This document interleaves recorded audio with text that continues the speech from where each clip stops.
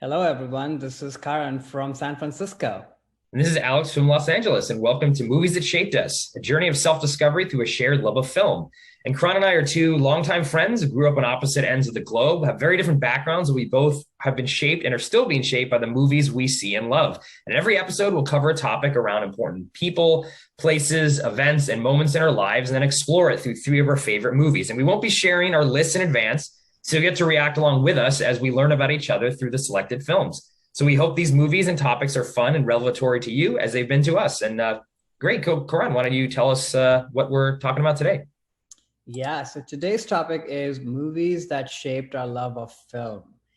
Now, given the topic of this podcast, this is probably the most important episode that we're going to do. And it just so happens that we are in November, December time frame recording this episode, but then as this reaches out to you all, we'll be in the thick of award season. So it's exciting to kind of talk about these movies in the context of that. But really, for us, this topic was, at least for me personally, coming from the germ of that specific time when I really started to see, why do I care about film? What does it mean to me? And because I'd always liked film and was always interested in it, but there was this tipping point where I started to lean into it a lot deeper and started to become a cinephile. So these movies are sort of a touch back to that very specific moment in time for me. How about you, Alex? Yeah, very, very similarly. There was a period of time really my late teen years, early college years. It was when I really kind of realized that I not only loved film in terms of just going to the movies and watching Star Wars 30 times, but appreciated it like as an art form, in terms of how films are put together, what they can say, the types of talent that work behind the camera in terms of putting this work to light. So it was a very hard list to come up with, because there are so many films, but I think I found the top three that for me really helped turn me, like you said, Karan, into a cinephile and not just someone who enjoys going to the movies and watching movies, which is what was like, for me growing up. That was my first, I loved movies, but then what was that transition into being a cinephile, to not to be too snooty about it or anything like that. So yeah, it was a hard list, but I think it'll be really fun to talk through. And I'm super interested in terms of your films on this too.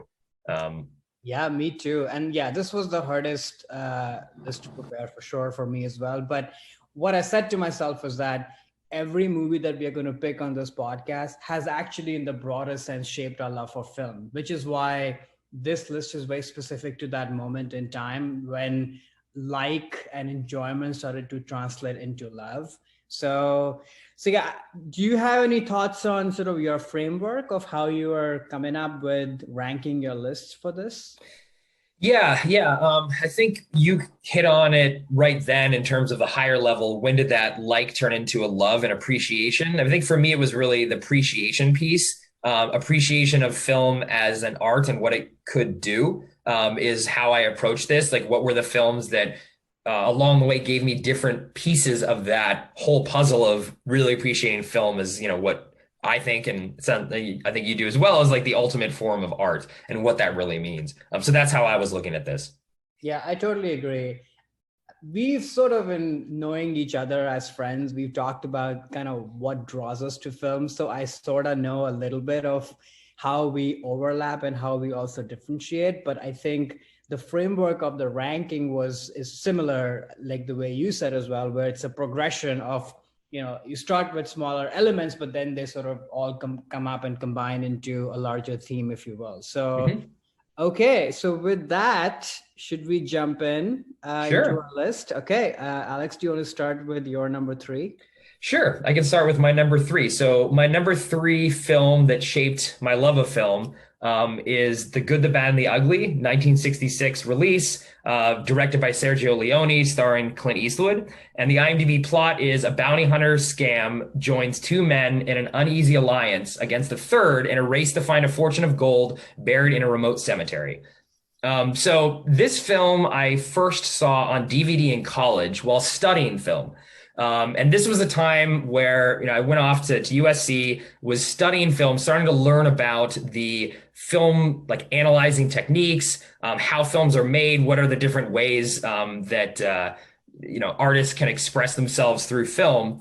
And one of the things that I kind of was very attracted to was this idea of like mise en scène, which is sort of the visual representation of everything that appears before the camera, mix of shot composition, sets, props, actors, costumes, lighting, and cinematography is something I was very interested in as well. And, the approach at USC is there's a lot of, very important or high art films that we're sort of analyzing through this lens to help us learn about what film was. And for me, why this film really resonated was I saw it for the first time after having really learned about these techniques, and was blown away by how Sergio Leone was able to express himself in this way through this film. A lot of very, very interesting like shot compositions, a lot of super close-ups, fast editing, quick camera movements, but also the way he would set up the actors in the scene. My favorite part of the film was at the very end, where the three main characters are in this sort of Mexican standoff shoot-off position, and just the way that he builds the tension in that scene is just masterful. But what really struck me about this was this movie is basically, for all intents and purposes, a B movie. Shot, the spaghetti Western genre was basically cheap knockoff Westerns shot in Europe because they were much cheaper to produce. It was a genre that was popular in the US at the time. So this was not a, some big, prestige production, right? But this person, Leone, was still able to create something that I saw as actual art. And I could pull out these elements now that I learned more about how to recognize them, pull out them out of this film. And to me, then, what this shows is really that movies, yes, there are like the classics and the films that are like, the Cleopatras, or there are these big, productions, but that doesn't necessarily, and made in Hollywood, right? But that doesn't necessarily mean that those are the only films that can be art. And that really, that can be from some low budget film, some B Western, like Good, the Bad, and the Ugly. And really, you can analyze movies, no matter like where they came from, like what who was working on it, like they can all still be art. So that's what really started thinking me, like, popular and movies for the masses can also then be art as well. And it's something where now every time too, when I see movies that come out now, like big blockbusters, like an Avatar, even like Avengers Endgame. Yeah, these are big budget, quote unquote, popcorn films, much like, Sergio Leone was making Good, the Bad, and the Ugly just to be a audience pleaser film, very cheaply made, but that there could be some art and meaning behind them, and that not to sort of be so looking down upon, lower films, quote unquote, that actually some of those lower films that were made in like a schlocky way could actually be saying something, and you could be impacted by them just as much as you could some higher film. So it was very impactful for me at the time, realizing I have all these tools, but I can use them to analyze not only, the great works of film art and film history, but actually movies that at the time, at least, were viewed as just, B movie knockoffs. Yeah, fascinating. And that theory that you just said resonates with me quite a bit, which is that art can come from anywhere. And this is where also I think film is so powerful, because it's a visual medium, because it's a textual medium. It takes a life of its own. I don't know if the term cult classic applies more to any other art form than it does to movies, only because of that something can be reviled in its time, but then over time, people come back to it and see what it was really trying to do or say. And also, like all art forms, art is personal, right? So for Leone, this was a personal endeavor. He wasn't thinking that I'm making a B movie, probably. He was sort of making the movie that he wanted to make, which is the other fascinating thing here. I don't remember the beats of this movie to a large degree, because I've seen it in bits and pieces over time, but the classic tune of this movie is embedded in every human's mind. And I feel like I've sort of known that tune my whole life. I don't remember a time that I've not known a tune. And that also speaks to the artistry of the movie and how different departments work in concert to create something. So great pick. Cool. Great. So let's hear the start of your list. What's your number 3? Yeah. So you probably heard me talk about this before, but for me, movies, because for both of us, it's like a highest form of art. But the reason why it's there up for me is because to me, movies are a portrayal of human condition, human behavior. They're a reflection or a mirror of who we are as people, the times we live in. Uh, Movies are a way to tell stories about people, but because they're visual, we also bring our own perceptions and our own baggage to engage with them, and that has its own life.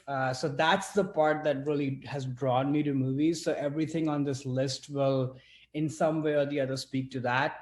Also, another note at the very top of my list, this is where I think where we were born and how we grew up really impacts our coming to becoming cinephiles. For me, growing outside of the US, and I sort of came to a lot of the classic films much later in life. So for me, this time period is time period of sort of mid 2010s, where I was sort of really getting into movies, living in LA, having friends like you pointing me to various film references and such. So, had I born or started this endeavor in a different decade, this list would be totally different. So, that's sort of the luck of the draw here. So with that said, my number 3 is Brief Encounter from 1945, directed by David Lean, starring Celia Johnson, Trevor Howard, Stanley Holloway.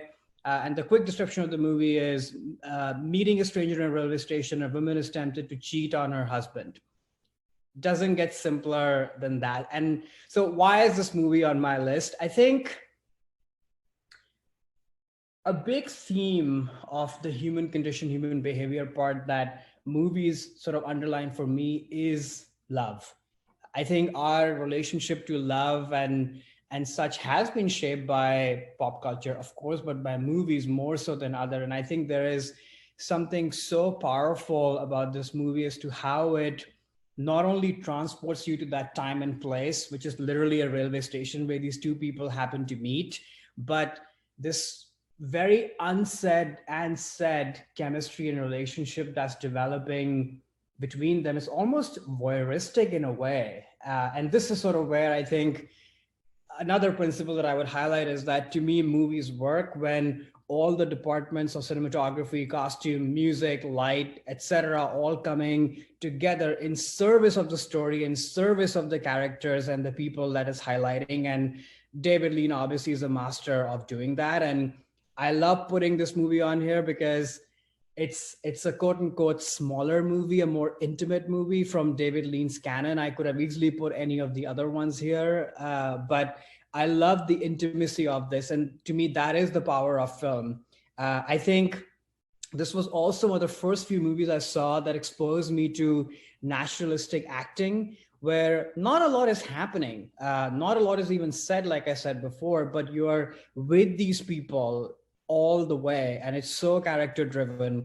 There is no global catastrophe that's going to happen. The stakes are actually very low, but because they're so personal and meticulously crafted by the actors, their lived in performances, and of course, all the departments working in concert, the stakes are actually really high. You sort of are at the edge of your seat, trying to imagine what's going to happen. Are they going to leave their spouses or no? Are they going to be together? And then the final thing I would say is, again, I think something about human behavior and condition is that the husband that she's married to, when you finally meet him, he's actually a good guy.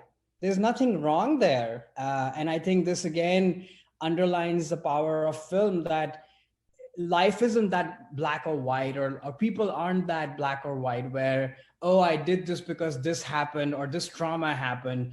People do things for all sorts of reasons. And I think this movie sheds light on that. So yeah, I think it's my introduction to the world of film in service of, presenting ideas and human behavior in a rich, but yet light way. Like, it's not heavy handed at all. So that's my number 3. Well, yeah, this is one of my favorite movies, actually. I'm like you, I'm a big fan of David Lean, and probably like you, came into him through more of his later, epic filmmaking works that he's more known for. And once I saw those films, I then went back and saw much of his smaller films because a lot of his earlier period work is smaller in scale, like you said. But I think in a way, this, like you were saying, I don't think the stakes can be any higher when it comes to love, actually, and I think that's what this movie is ultimately about. When you find it, do you stay with it or not? Yeah, no, this movie had had a big impact on me when I first saw it as well. I'm a huge fan of this movie. It's definitely, if folks haven't seen it, highly recommend watching this film. It's fantastic. And holds up, obviously, like, I mean, I only watched it for the first time, what, a decade ago, but I feel like time moves so fast in weird ways that watching it again recently, I had the same feeling again, even though I know exactly how the whole thing plays out. So I think that also is the power of film. What's your number two, Alex? Yeah, so my number two film, and this is yeah, maybe a bit cheesy to include this in a way, but my number two film is Citizen Kane, 1941, directed by Orson Welles, starring Orson Welles. Plot summary: following the death of a publishing tycoon, Charles Foster Kane, reporters scramble to uncover the meaning of his final utterance, Rosebud. This film obviously is very well known. I think when we grew up, it was talked about as the quote unquote greatest film of all time. I feel like that moniker might have been placed upon the film around when we were growing up in the 80s and 90s. So it was obviously a film that I had heard of before I saw it, but was exposed to this in the 90s. So I can't remember exactly how old I was. I want to say it was probably junior high or high school, but on VHS. So this is before even DVD. So my dad actually exposed it to me. He's like, "Oh yeah, you've heard of this? Like you should watch it." And I watched it and was completely blown away by it. Now I had seen a lot of black and white films growing up, or older films, I should say, not even black and white, like older films, classics, like Wizard of Oz or Hard Day's Night. It wasn't like I hadn't seen older films before. And I could tell the difference between just the aesthetics and the pacing, the film techniques between old and new. Like you can definitely, you put down you in front of a TV and you watch like Close Encounters of the Third Kind, that that's a newer film than if you were to watch, Brief Encounter, for example, right? This film, though, when I saw this, it felt brand new. Like it could have been made last year. And that completely blew me away. And what really got me interested in film even more after seeing this for the first time was how it got made. Like I was just so blown away by like, how can a movie that seemed like it was made last week had been made that long ago? How did he construct it? And again, this is pre, DVD, so there were no making of special features on this VHS tape. This was, I don't want to say pre-internet, but it wasn't like I could jump online and like look up Wikipedia in like 1993 and like learn about the film. So I had to go out there and like go to the library, the physical library, and get actual books. And it was fascinating to me. For the first time, I was like, how was this thing put together? How did he create this, the visual scenes? Again, because I am a very visual person. Like, how did he do that? A lot of matte paintings, like cutting holes in the floor and putting the camera so far down where you're capturing shots that no one had ever thought of. And I think the advantage that Orson Welles had was because he was not a filmmaker. He was an artist who was using a medium for the first time. This was his first film. He had come from radio and stage, so he was bringing his artistic talents to a medium that he didn't know how to use it, and therefore he shaped the medium to fulfill what he saw as an artist. And I think that led to a lot of groundbreaking things on the technical side and how he shot and put this movie together, which is what I think to me made it seem so fresh and so new. So again, I know it's a little cheesy putting this film on the list in a way. First of all, I feel like it has to be talked about in a certain sense. But secondarily, what it really did for me was give me this appreciation and understanding of how films are made. And then also for me to just understand that these timeless films can feel just as new when you first see them, even decades after they were made, than when they first came out. So I think it was this avenue of trying to look at how films are made is why I put this movie on my list as number two. Yeah. So you said you watched this movie when you were pretty young. Did you understand the movie and what it was trying to say and such, other than sort of appreciation for the craft and the filmmaking of it? Yeah, I mean, obviously it has a lot of themes, like the narrative themes. I don't think I really picked up on. I mean, the plot is pretty easy to follow. You know, Yeah. a rich guy who, you know, was born in poverty and then becomes super successful and then sort of regrets different things in his life. So overall, I could follow it. But yeah, the more times I saw it over the years, not only did I appreciate, I had more appreciation for it just as filmmaking as I learned more about that even after that point. But no, I mean, the themes in the movie start and the message, quote unquote, of the movie definitely was something that didn't really resonate on me when I first saw it. I was more just blown away by the fact that from the technical aspect of it, and that it did feel like it just come out last week. But yeah, that's why this film is so amazing, because there are so many different ways to examine it. But yeah, I just don't think I was mature enough, honestly, for the themes of the movie to resonate and narratively. But it was definitely like the filmmaking techniques. Yeah, no, I figured. Yeah, I mean, obviously, this is one of the greats. A lot has been said about it. I've actually actively avoided this movie or did so for a very long time because of that moniker itself, Hmm. because it sort of felt, I don't know, maybe this is the little rebel in me that, oh, I'm not going to, start with this movie, which has been touted as the best movie ever made and such.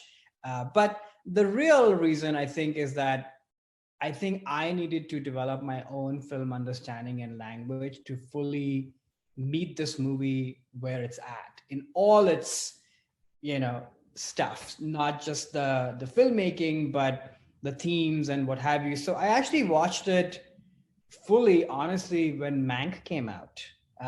I'd seen scenes and such before, but I'd never seen the whole thing. And of course, it blew me away. The sense that you're talking about of this movie being made recently was very palpable. And yeah, I mean, yeah, there's no more that I can add to it. So yeah, it has to be on the list, at least on one of our lists. Yeah, yeah. So I'm glad we're talking about that. That's interesting that you, and I understand what you mean about the pressure in a way like put on this film because of that moniker, which I think when I was growing up, again, it was starting to be like, oh, Kane was, if you talk about a good movie, you just say Kane is like the default answer. Which yeah, I think that is a curse in a way for a film of like holding it to that high of a standard. And something too, it's also I think hard to appreciate it because the things that it did at the time were all like so many of them were brand new, but you look at it now, you're like, oh, like we've seen this a billion times. Like usually something that's groundbreaking, it falls into that trap too. Like there's build up so much, and then you would see and be like, oh, like yeah, like I know how all this stuff works. So in a way, maybe because I saw this so early that it was able to still have that sense of feeling like groundbreaking, even though Mhm. I didn't really understand a lot about it, but it was interesting enough to me to like, I didn't know enough to be like, oh, I've seen this type of montage done a billion times. Oh, okay. Instead of like, whoa, like, what is this? It seems fresh because I maybe hadn't been exposed to so many of the films that this was inspired by. But yeah, interesting. Again, like I love what you said at the beginning of this with the frameworks. Like we came at film at different times in our lives. So then the different films that we would interact with would then hit us in different ways. Yeah, totally. Yeah. Cool. So yeah, I'm glad we talked a little bit about Kane. I feel like if that wasn't brought up at all on a podcast like this, it would be almost criminal or something like that. So I'm glad we could talk about it. What cool. So what's your number two? Okay, so my number two is Place in the Sun from 1951, directed by George Stevens, starring Montgomery Clift, Elizabeth Taylor, Shelley Winters. And the quick description is a poor boy gets a job working for his rich uncle and ends up falling in love with two women, which I don't think does the movie full justice, but oh well, that is the IMDb description. So we're going to go with that. So yeah, this is a true progression, I think, in those, packed 2 years of sort of watching a million movies late night and living in LA and such. Like I said, I think this movie builds on the themes of personal human connections, relationships, but ups the ante. And because this movie is a bit of an epic sweep. This movie is the first movie where I started to see star quality and naturalistic acting sort of come together. And it sort of upped the ante on that. also there is something about, I think, like I said up top, I think movies to me have also been about introducing ideas and such. And I think even though it's a story that feels very relatable and personal, there's some deep ideas about class and ambition that are being played with over here. And it's very interesting to me as to how these ideas then play with their own perception, where there are points in the movie where I found myself rooting for Monty Clift's character, who's not a good guy actually in the absolute sense. And that once again is the power of film and the complexity of the story, the characters, the performances, and once again, all the different aspects of filmmaking working in concert. But yeah, it just felt like a heightened spectacle, but yet super grounded in all its elements. And while exploring deep ideas, but also frankly being very entertaining, creating this constant mood of fear, jealousy, something sinister, but also true and very emotional. So yeah, it's sort of a masterpiece. I still remember the first time watching this movie, having this feeling, should I even be like, I don't know if I'm supposed to be here. Should I be watching these people do what they're doing or no? I use the word voyeuristic with Brief Encounter, but I think their voyeurism is sort of in a sweet way. Here, you sort of feel like you might be in the wrong, being a fly on the wall, witnessing what these people are up to. Also, just like in the glamour side of movies, movie making, even though this is such a real movie, you have beautiful people like Monty Clift and Liz Taylor are just gorgeous in every aspect of the word.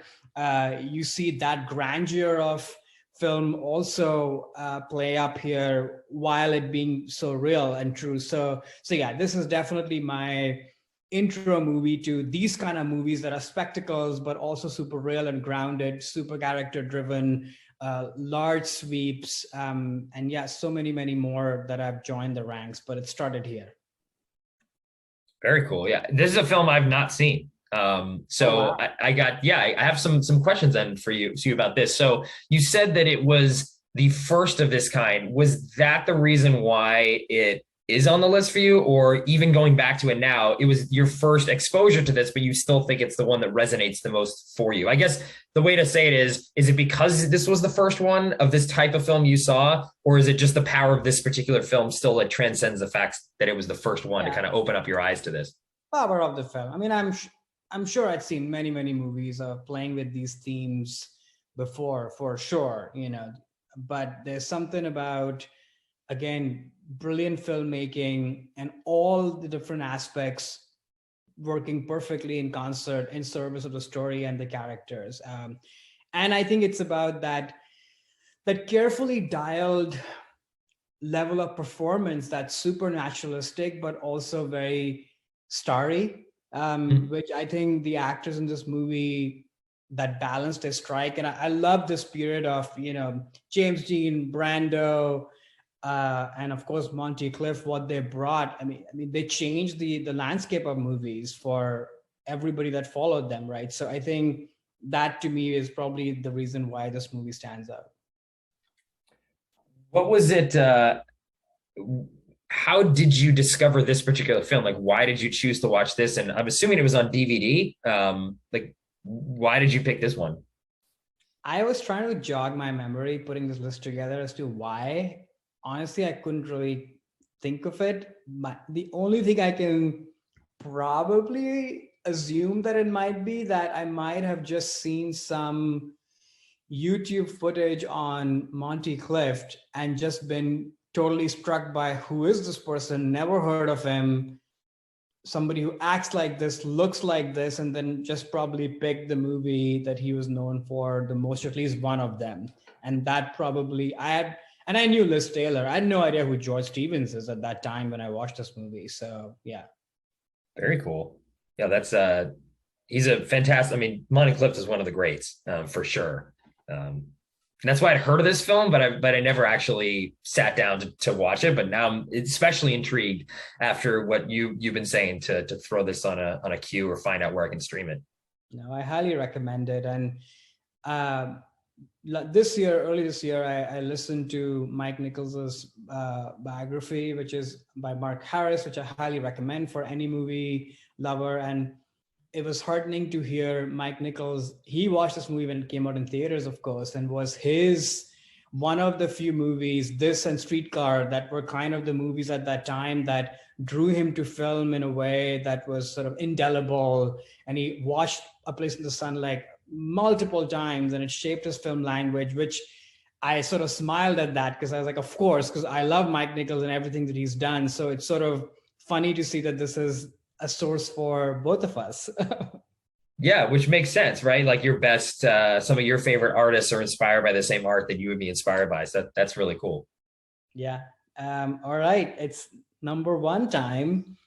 Do you want to go? Yeah. So time for number ones. My number one movie that shaped my love of film was or is 2001 by Stanley Kubrick. Came out in 1968. The IMDb plot summary: after discovering a mysterious artifact buried beneath the lunar surface, mankind sets off on a quest to find its origins with the help from an intelligent supercomputer, HAL 9000. So this film, first of all, like, Kubrick is my favorite director. This was not the first film that I saw of his. First film was, I think, Dr. Strangelove, which my dad exposed to me on VHS. And this film, actually, I saw for the first time 2001 in high school. So also on VHS, which is still just crazy to think I would see a film that is so visual and large in scope on a pan and scan VHS tape and still just be blown away by this.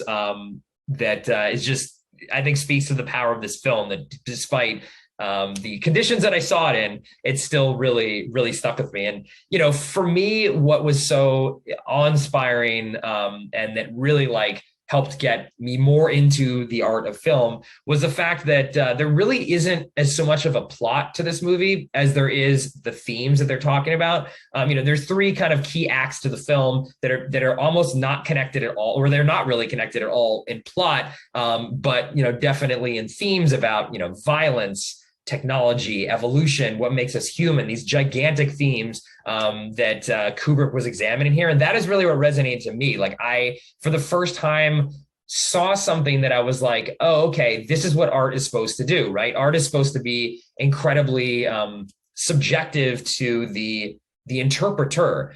So yeah, the artist can have an intent and they can put out a work, but what really makes it art and what makes it interesting art is the different ways in which the people that are consuming that art can bring their own emotions and their own backgrounds, their own perspectives to that. And what this film did is I was blown away by it. Just like, I didn't really know whether I could follow what was going on, but was so taken aback by what I was seeing. Again, going back to the mise-en-scène in terms of how he constructed the shots, how the music was working, and what this film was doing. And then also a bit about these themes that I immediately, again, this is pre-internet, there was the internet, but not the same. There's no Amazon yet.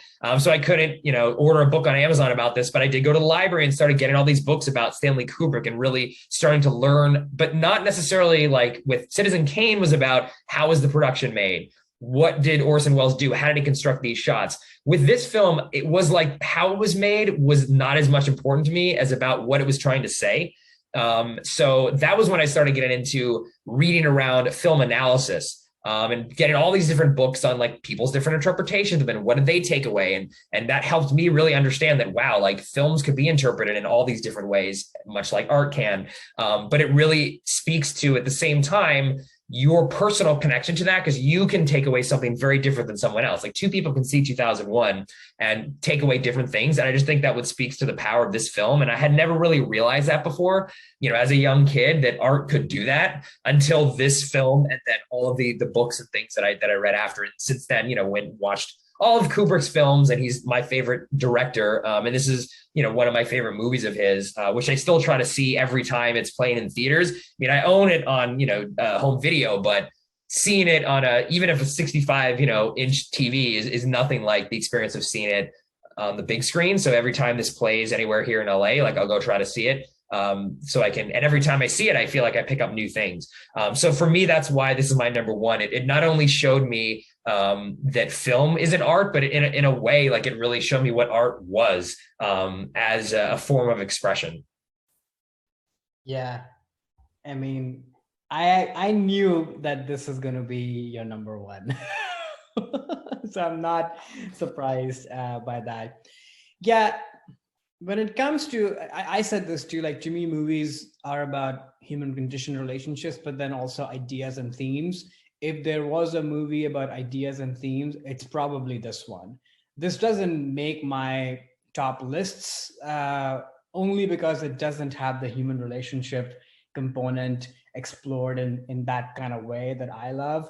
Although, if you dig beneath the layers, it has that too, of course, because ultimately it all comes down to who are we as people and why do we do the things the way we do them, right? So there's definitely that. But yeah, huge fan, watched it a million times, try and seek it out whenever it comes out on a big screen. There's no other theatrical experience like this movie. We owe so much to this movie in terms of, you know, this delicate balance of spectacle and high art and ideas and themes that it's launched. And many directors, Nolan, now Denis Villeneuve, etc., all in the wake of this movie, which is pretty exciting. Like, I don't think the blockbuster movie landscape would be what it is had it not been for this film. So yeah, it's up there. One of my favorite connections to this movie is visiting Stanley Kubrick's exhibit that was going all around. It came to San Francisco as well, and just looking at the artifacts and the drawings and the models and everything of how this movie was constructed, and just being in total awe of this person who never repeats himself. I'm still not fully caught up on his entire canon, so there's more homework that I have to do. So yeah, Kubrick has to be on the list, so for sure. Well, I will follow that up with my number one, another master who I know is you're a fan of as well, is Hitchcock. So my number one is Notorious from 1946, starring Cary Grant, Ingrid Bergman, Claude Rains. And the quick description is: the daughter of a convicted Nazi spy is asked by American agents to gather information on a ring on Nazi scientists in South America. How far will she have to go to ingratiate herself with them? Honestly, I could have picked any Hitchcock movie perhaps on this, because I think all the themes that I've been talking about of human relationship, human condition, ideas, themes, and then all the different departments working in concert in service of characters and the story. There are very few people who strike that balance, but also make it super entertaining and fun and riveting, which is another thing that we explicitly haven't talked about movies, is that they also have to be fun, you know, in addition to all the other stuff that we've been talking about. And so there's nobody else who, to me, strikes a balance between all of those things. And I think this movie does it probably the best than any other movie in my mind, where once again you have this sort of epic sweep, history driven, real life stakes at play, but at the same time it feels really personal as to what is happening in the lives of these people. So personal that when you're in that wine cellar and you know stuff is going to happen, the stakes are high in the context of the movie and the film, but also the larger implications of the world that they're living in at that time. Like, you feel the pressure and the layers of that in that moment, which is, you know, so brilliant. From a performance star level, once again, like, you see two people at the height of their powers being grounded and naturalistic, but also exuding their star power and charisma in a way that's so palpable, even more so than A Place in the Sun. Because I think, to me, this movie really sort of puts star performance and what being a star even means. Like, Cary Grant is ultimately Cary Grant in the movie, but you're sort of seeing him from the lens of what the story is and what the character is. And then sort of, creating this mood of thrill and mystery with themes of love and am I in the right, am I in the wrong, how far will I go, like the description said as well. All that is being handled so deftly, and you're at the edge of your seat all through. You're rooting for people, your allegiances are shifting. Even Claude Rains is sympathetic at times, which again I think is such a powerful thing that film does, that it shows the unlikable or the misunderstood in ways that are deeper. So you get to understand their human condition, which to me, I think Viola Davis once said this in one of her speeches, is that film is the only business which is the business of empathy, which I think is so true, because every person has some redeeming qualities to them, I would think. And I think this movie goes there as well. So yeah, it's one of my favorites, and it's just a fun ride. I can watch it whenever I want. There's no prep to really get into it, and yet it satisfies you in deep, compelling ways. Hitchcock is one of my favorite directors, and this is one of his best films, one of my favorite films of his. It's so perfect. I first saw this film actually in a Hitchcock class that I took in college. So I had liked Hitchcock as, before going to college, but it was more of his later works, the 60s, like The Birds and Psycho, and even like North by Northwest. But I hadn't seen a lot of his older films until this class, where we watched most of his filmography. I was just blown away by this film in particular. There's especially that incredible scene where she's holding like that key behind her back, and the camera's starts way up high and just like gradually goes in and like zooms into this key, which plays a very important plot element. But it's how he uses those techniques to just ratchet up attention of something that, like, okay, she's holding a key, but how do you make that, elevate that small thing in the plot to the amount of tension and suspense that it actually has in the plot, even though it's such a small element. And he does that so well, and that one shot just really sticks in me. But yeah, some of my favorite actors of all time are in this film, and they're all firing on like all cylinders, top of their game. I mean, just absolutely, this film is perfect. It's so good. So Mission Impossible 2 was sort of a remake of this in a way. I don't know if you've seen Mission Impossible 2, but they kind of took a lot of these plot elements. So I think maybe that shows the power of this film. But another thing that's kind of interesting too, that we discussed in the Hitchcock class, and kind of goes back to something that, I was speaking about with The Good, the Bad, and the Ugly as well, is like Hitchcock, when he was a filmmaker at the time, was known as like the blockbuster, if use that term kind of loosely, the popcorn blockbuster guy of his time, and it was never really appreciated as the artist that he was when he was working, and that was always some chip on his shoulder that he had.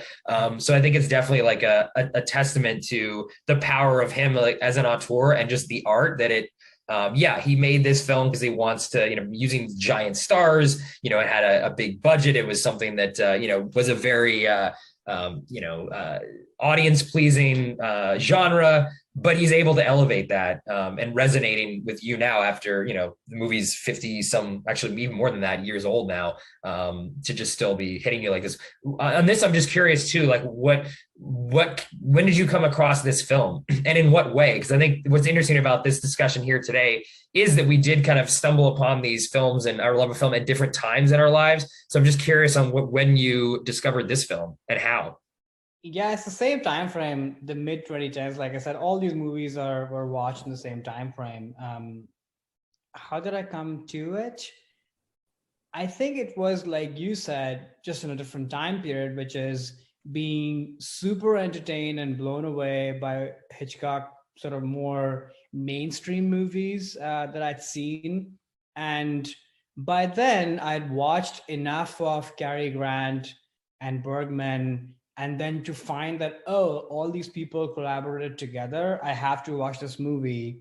Not really, I mean, I knew I would be entertained and delighted by it, but was not expecting to be blown away by the depth of it, And I think that's sort of where my relationship with Hitchcock pivoted, not only for all the movies that I saw since, but also the movies that I revisited that I'd seen before, that, oh, there's a lot going on here beneath the surface in terms of, once again, human relationships and why they do what they do. And then how are all these techniques working to really highlight all of that? So it sort of made him my favorite director. I think I've at this point seen pretty much everything that he's made. So yeah. Yeah, no, fantastic film, and interesting. And I can see why this would be a one to give you like a new appreciation for what Hitch did, and then to even go back and see the depths of even the films that you had seen before, which is something, again, after taking this class and being exposed to some of these other films that he made, like Notorious, all of a sudden now, you know, Psycho and The Birds and North Northwest just become even better, because you can start picking up on how, what a master he was in terms of filmmaker. Yeah, he's definitely one of my favorites.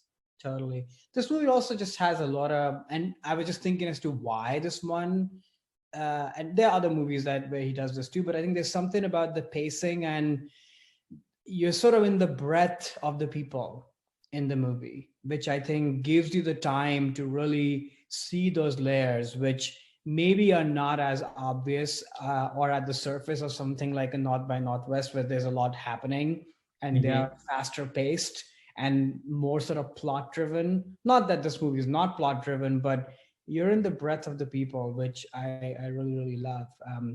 So yeah, that's our list. Any honorable mentions that didn't make your list, Alex? Yeah, this again was I could go on with a long set of honorable mentions, but just as I was going back and thinking of this, these are all films that I was seeing again in this time period of mid to late teen years, which is when really sparked my love. So this would be films like Lawrence of Arabia, Clockwork Orange, Sunset Boulevard, Third Man, Cabinet of Dr. Caligari, The Insider. Those would be the films that almost made my list. What about you? Good list. Also Lawrence of Arabia, All About Eve, The Apartment, Raging Bull. Nice. Yeah, this was really interesting. Any like parting themes or observations that you can pull out of this? I think this was fascinating. I definitely have some. Yeah, what about you? What are you thinking? For your stuff, only because we've had this conversation years ago in Seattle, sitting outside in a cafe, eating terrible spaghetti, that I knew that for you, the crafts and the visualness of this medium sort of trumps a lot of the other aspects. So I think we've never talked about the specific movies, but kind of seeing the specific movies laid out and then marrying that to that framework and what I know about you and talking through it in that level of detail just made a lot of sense. And then also, I think maybe a new thing that struck me, which I knew before, but just hearing you talk about it, which is the humility of creating art, you know, and how the intent of that can be, you know, pretty basic in some ways, and how that takes its own life and becomes high art, and you know, this sort of tension that we have of, especially as movie lovers and critics and such, as to what is high art and what isn't. So that was fun to see in your list, that you have, you know, the greats, but they're all greats in their own way, of course, but they probably not all of them started as greats when they hit the scene. So I think that's kind of fun. What about you? What themes emerge in my list for you? Yeah, just there were a couple larger themes, but I thought the most interesting thing was that all the films you mentioned, or the three films you mentioned, were all made within 5 years of each other. I don't know if two of them British films. I don't know if that period in terms of film history and what the evolution of the narrative was in that sense. Maybe also because I know you're a big fan of acting styles and actors. And I know you mentioned that with a couple of your films. I would, and I don't know that medium is very well at all. Maybe that time, that type of acting was something that you're just drawn to, that specific style of acting that was around at that time. Maybe I thought that was really interesting, just that they're all, you know, came out so close to one another. But yeah, I'm not surprised again at the things you hit on in your films, just because we've had similar conversations before where you're angle into this medium is a lot around acting, a lot around characters and emotions and what they are doing and what they're expressing. And all three of these films, I've only seen two of them of the three that you mentioned, but both of the films that I've seen on your list definitely are very much about character, emotion, and the human condition in that way. Very, very specifically, though, around character, which is expressed in acting, versus other parts of what filmmaking does. I mean, those are the things that stand out in Brief Encounter, Notorious to me. It's the characters and the actors and what they're doing, more so than like going to my list, the 2001. I mean, I was literally didn't name a single actor in that film. There are actors, but the actors are not at all what is important in that movie. It is what Kubrick did. So it's just interesting seeing that dynamic. Yeah, no, totally. Yeah, you didn't pick up on one other theme, that they also are black and white. Right. Yeah. Yeah. I guess the time period they were made in. Not so much about the acting style. I think to me, it is this post-war time period where I think filmmakers, everybody from the directors to the actors to all the department heads and such, I think I'm just imagining that they are in this time period where life has taken such a interesting turn of being in this time period and coming out of it post-war, that it's challenging everybody to just dig deeper, explore complicated issues of life and people, and bring their artistry to tell those stories that are more layered and more complex. I think that's what draws me, because that's really what, as I said, and as you picked up on, is my love for film. So I think, not to me, I'm not a film historian, but to me, this time period seems like where this started to galvanize, where, oh yeah, we're not just going to make movies that are pure entertainment or that tell you to do the right thing or only show the quote unquote right thing. No, we're going to deal with the complexities of human behavior and the human condition and see its mess and what it does. So I think that's why this draws me. Yeah. Yeah. I mean, I can say I'm not as much of I'm not a film historian either. But I do think there is that post World War, especially like in Europe, where, Notorious is a British filmmaker and so is Brief Encounter, where they were going through a lot of things, and the artists were, I think, tackling more gray areas, just having seen the devastation and the horror that humanity can put on the world. And they lived it more than especially like we did here in the States, just being far away from that, that I think that definitely impacted the art, and something that clearly is interesting to you on some level, of that exploration of those gray areas. Because both Notorious and Brief Encounter, again, I can't speak to His Place in the Sun because I haven't seen it, but both of those movies are very much like in that there isn't like a right or wrong answer really with any of it. It's just about how those characters deal with the ambiguity, but that's life. There are no right or wrong things in life, really. It's everything are just choices you make and what happens with those choices. There's not a wrong choice or a right choice. It's just a choice. And then what happens in that is what your life becomes. And I do think those films definitely touch on that a lot. Yeah. Well, that's our episode. Thank you all for listening. This was super fun preparing and talking through it. Hope you really enjoyed the discussion and learned something about yourself, or at least found some new movie recommendations to check out, or perhaps revisit some old favorites. Goodbye until next time. Later.